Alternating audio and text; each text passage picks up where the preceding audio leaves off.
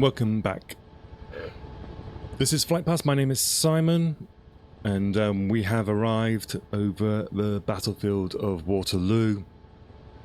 We made it. We're on, if you're watching on YouTube, we're probably somewhere like episode 70 odd. Welcome to everybody who's new. Just to let you know, I fly live and I talk live. There's no edits. There's no funny business. Basically, it's slow, it's deliberate, and you're there as my co-pilot. As you can see, a guy at the back there who is wearing a dashing, I think it's orange today, is liking it slow too. You're my co-pilot, so if I crash or get something wrong, say something wrong, then it's all your fault. I will take no responsibility at all. If you want to see something, then say. If you want me to go over anything, say. If you want me to explain something, say. If you think you know something more than I do, say. If you think I got something wrong, say. But it's not a lecture, it's a discussion, and everyone's welcome to an opinion. We have got to the morning of the Sunday. It's Sunday the 18th of June 1815, and if you've been following along, then we've got to the point where the French and the Anglo-Dutch army of Wellington has met up at this ridge of Mont Saint-Jean, just here below us, and news has come from the Prussians.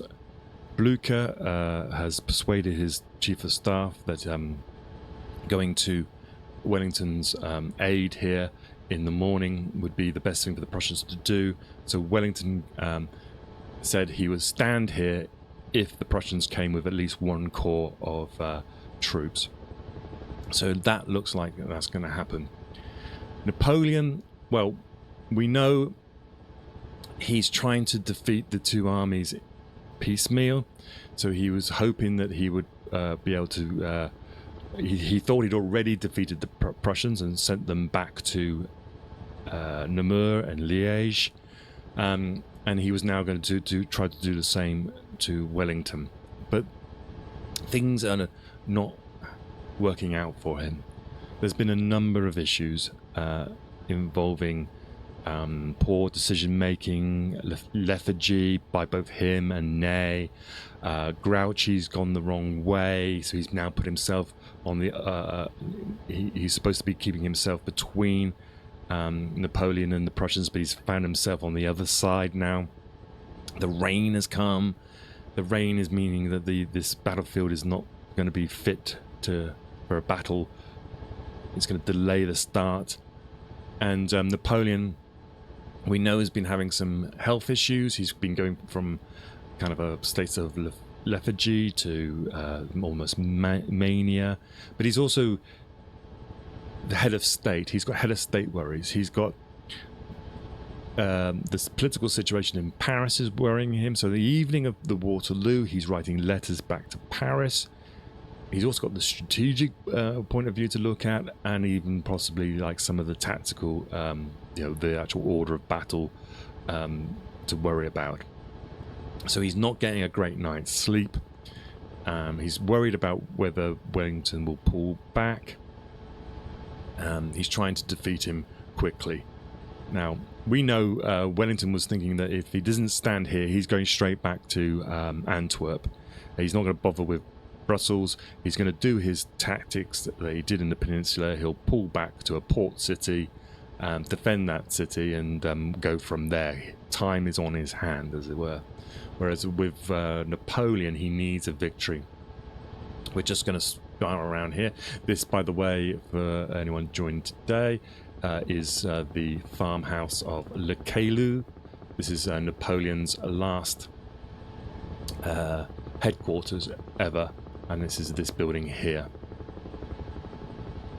So this is where Napoleon will spend the night on the 17th.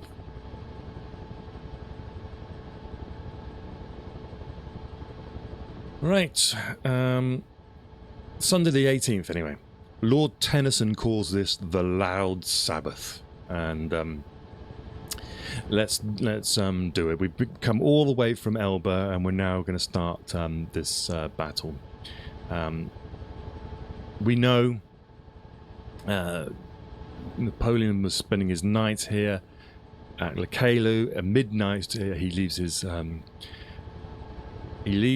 this farmhouse, comes up to the battlefield,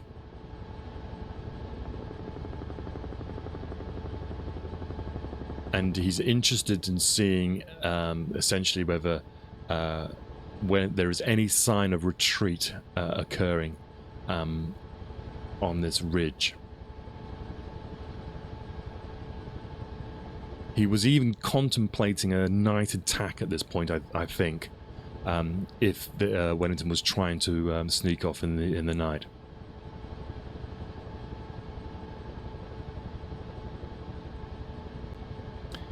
But he finds that it's relatively quiet, and he says there's reports that the night sky is lit up, going back towards this forest or Saunier. It's got the bivouac fires, and there was a faint rumbles of musket fire as the troops discharged their muskets to clean them, and but it was still raining at the time as well.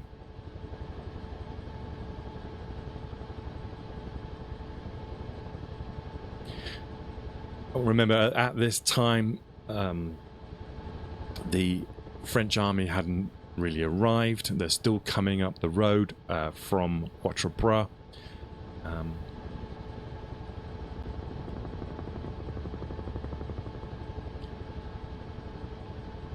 We're talking here about the corps of Lebau, Ryle, and Kellerman's horsemen.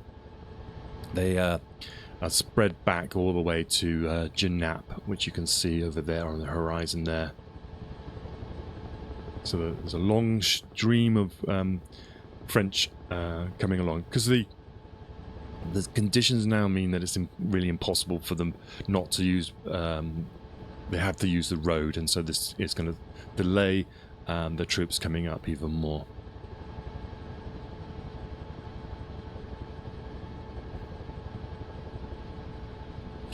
So 2 o'clock in the morning, let's spin around. Wellington himself is at the inn in Waterloo. Now, even though this is called the Battle of Waterloo, the actual village of Waterloo is 3 miles to the north. Let's spin around. I think I've said in the last part it was Mont Saint-Jean, so sorry about that. It's actually at Waterloo.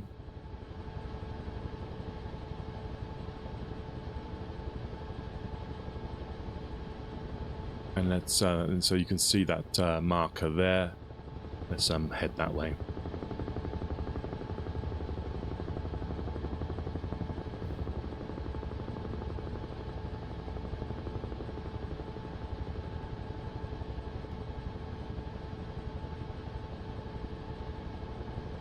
Of course, he's waiting at this time for news of the Prussians and whether they're going to come to his support.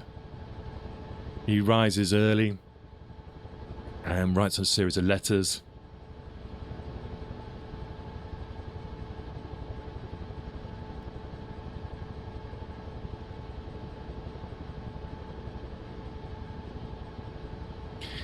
Now, from Wellington's point of view, he's in agreement with Blücher that the majority of the army, the French army, is in front of him here at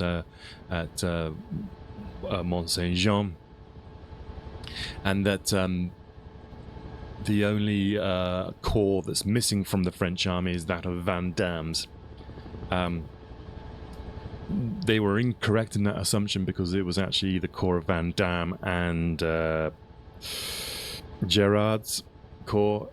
with some cavalry that Grouchy was controlling. So Grouchy actually had a force that was considerably stronger than one corps, and it was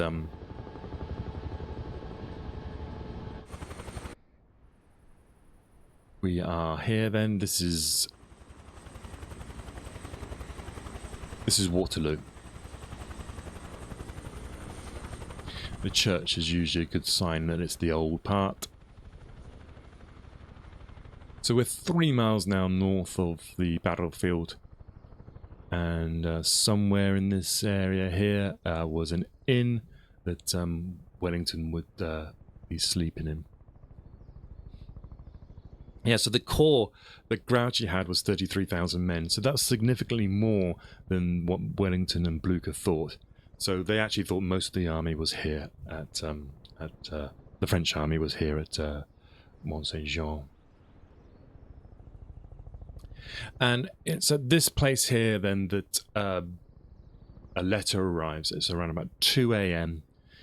It says, Bülow's corps will set off marching in your direction at daybreak tomorrow. It will be followed immediately by Perch's corps. And that Perch's corps is the second corps, and also by the first corps. And they will be ready to proceed towards you. And then it says something like, the exhaustion of my... This is Blucher, by the way. He said, the exhaustion of my troops, part of which have not yet arrived, does not allow my commencing my movements earlier.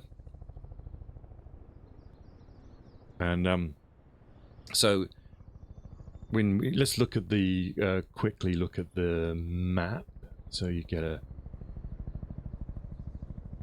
situation. We are currently here at Waterloo, and this is where the Prussians are, Wavre. Now, the Bülow's corps, for example, is the one that's coming towards you, and it is coming towards him, but it's actually coming from the furthest point.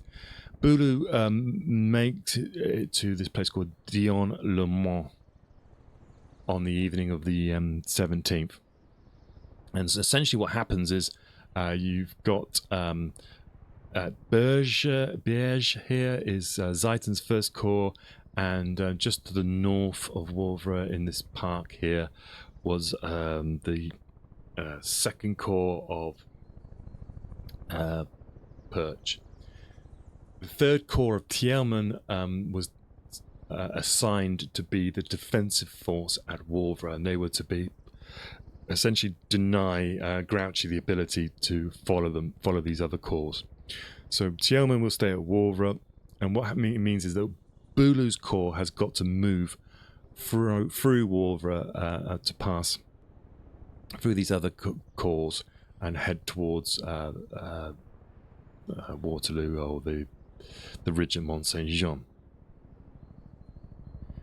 So that will add to a further delay in the reinforcements. But Wellington had said he would stand here if one corps comes, and now Blucher's saying, I'm going to provide you with 3 corps. I mean, you can't really believe it, to be honest. It's like, okay, well, that's impressive. And so this means that Wellington is in a position then to make a stand in the morning.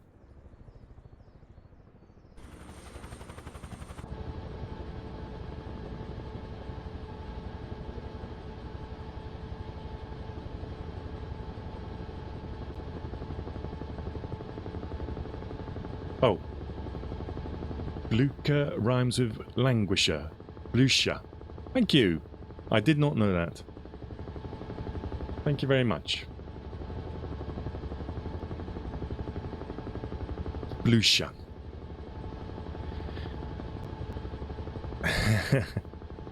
Well, there you go. Learn something every day. Oh, I murder all these pronunciations, but I shall try to say Blucher. But I've always said Blucher, so I probably will fall back into that habit. But Blucher. Okay, Blucher. My German and French is terrible, so...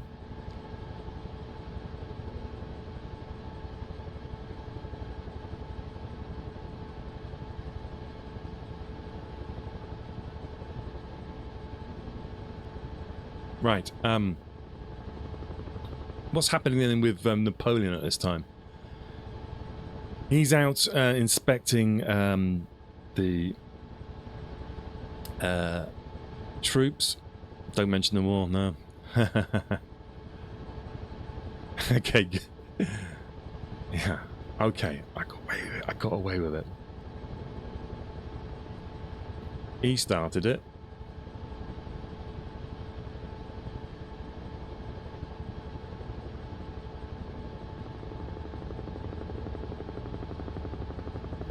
Some good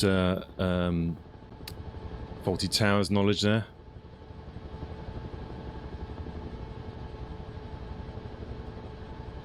So what's happening with Napoleon at this time? So he receives around about the same time a dispatch from Grouchy. I presume it is Grouchy. I'm going to say Grouchy. And he sends this dispatch. He sent the dispatch at 2 p.m. from Gembloux. Let's just pause there and I will have another look at the map.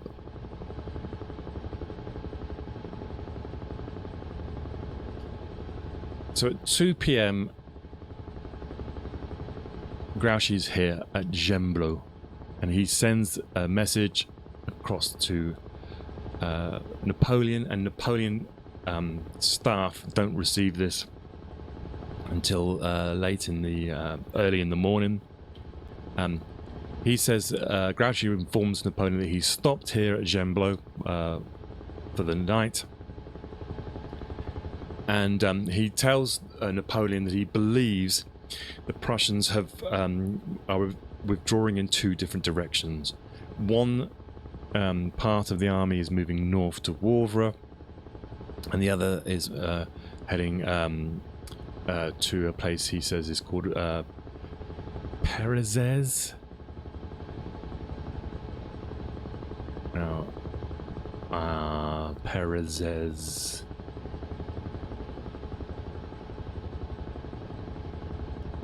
The problem is, of course, is they do change the names sometimes.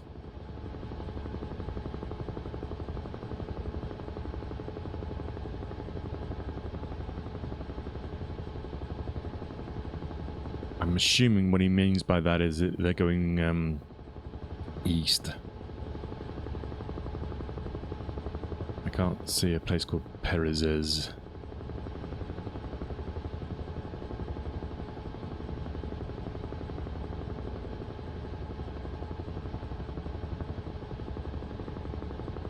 So we won't... I think he means that they're heading towards Namur.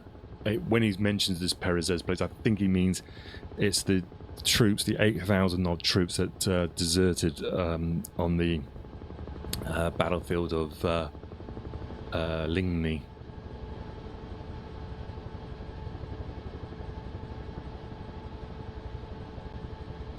He says in the actual letter that he believes that one portion of the army is heading towards Wellington, whilst the centre under Blucher retires towards Liège. He also believes that one column had already retired to Namur, and he's trying to basically find the mass of the army. There's a sort of obviously Grouchy's got this sort of, he's following the Prussians, he's trying to find the Prussians, and he's not thinking strategically, because at the end of the day, if the troops are moving away towards Liège, he doesn't need to follow them at all. He just needs to follow the ones that are going towards Wavre, and he doesn't do that, and that's the big mistake here. But it also shows you that Napoleon, at this point, is aware that there is at least a core of Prussian troops at Wavre, and that then makes his preparations for this battle questionable, because if you know that there's a core of Prussians are likely to be coming from this direction here, then this makes, and this is your reserve area of your army is going to be here, then this makes it important to prepare your eastern flank. But no preparations are made in this area.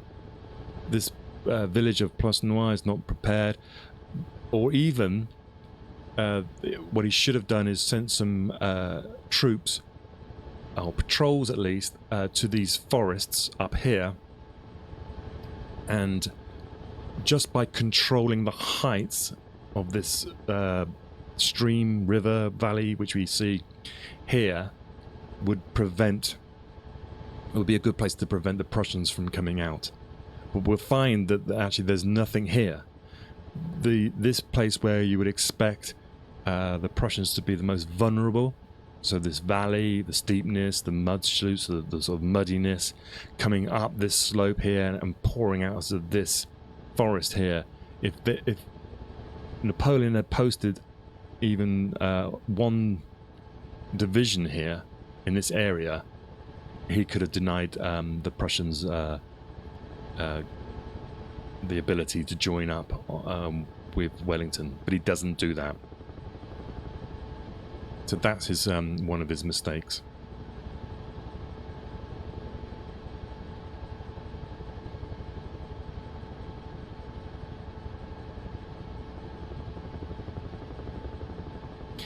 Now it turns out that it's believed that Napoleon was out checking on his positions in the evening, and the staff actually just send back a message to Grouchy at this point with just duplicating previous orders. He's not. Grouchy's not even notified of the strong possibility that Napoleon will be engaging Wellington at Mont Saint Jean, and he's not reminded that he should keep in contact. So again, there's fate has spun its wheel, as it were, and Napoleon hasn't given Grouchy the sort of, the reminder of what his priorities are at this point.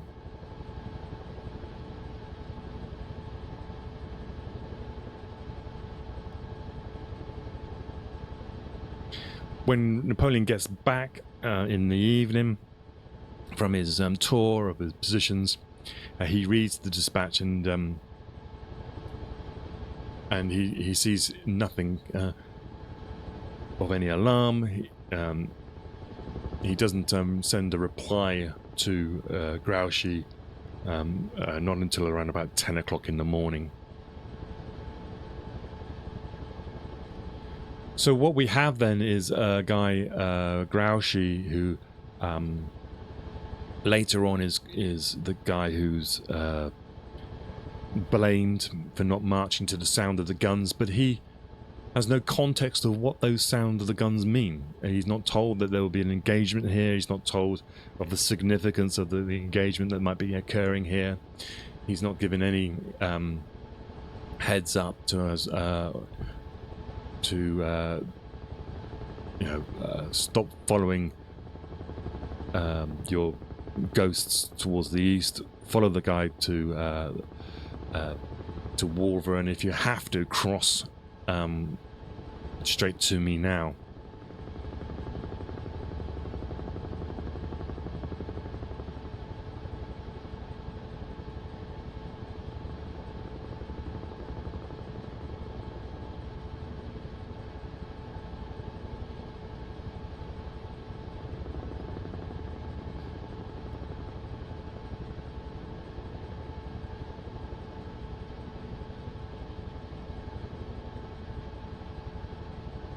But no one's really everyone's at fault, and no one's at fault as well. Grouchy was definitely again lethargic. He's on the right flank. He's not pursuing properly. He's not keeping in contact. He's not pressing the Prussians. He's not. He's doing nothing that's going to be of value to Napoleon at the moment, apart from being one massive like reconnaissance patrol. He's not going in between the Prussians and the French, and that is his main issue that I have with him, is that that's what he should have done, and he should have forgotten about any troops that were moving to the east, got himself up to Warver at least get himself to Warver as quickly as possible, if not cut across if he can. But you can see here this terrain is a lot more difficult than the plain back at Mont Saint Jean. The conditions are terrible. There's forests, you've got this valleys, you're trying to drag artillery across, so it would be a difficult exercise to do.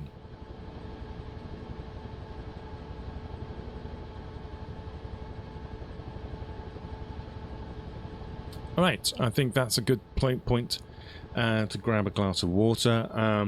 We're going to stream for about maybe 3 hours today, and see if we can make a little bit of progress, and we'll continue this story this week. If you're new to the channel, you'll find on YouTube, well, you'll find on Twitch, I think there's some videos going back a few weeks. You can pick up of the live ones. I've started streaming now live on YouTube. You'll see broken up videos of the previous ones. You can go all the way back to Elba and follow us from there. Just to remind you, this is the style I do. I don't edit stuff. It's more of a podcast, streamcast kind of thing, and so it's a bit of a sort of a chill out kind of vibe, really. And of course, with more and more people joining in, like Aurel and Guy, we can have a proper discussion and whatever. And if we get to a point where the channel does become successful, or gets at least a few more people in, I have no problems in coming back and doing some of these ones again, and being told how to pronounce these German words, which is great, actually. Thank you for that. You can be my chief translator. Right. I will see you in a moment, so I'll be gone a couple of minutes if you're watching live, and if not on YouTube, I'll see you in the next one.